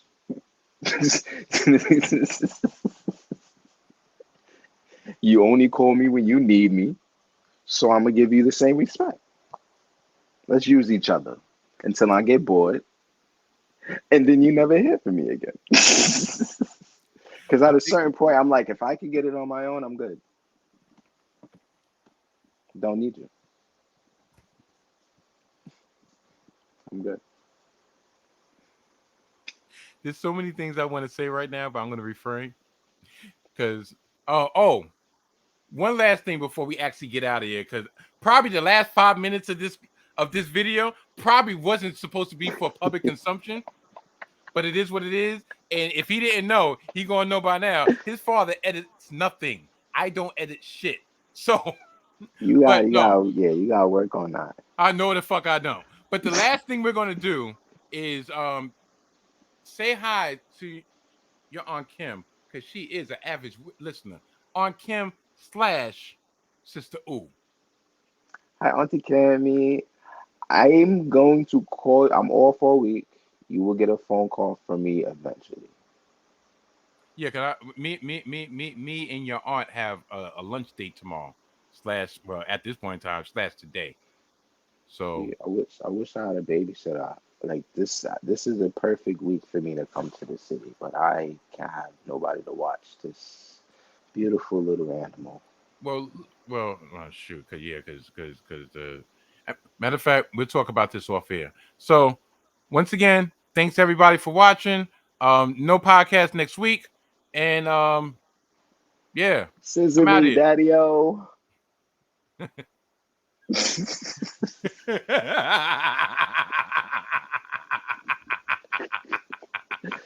That's crazy. Goodbye.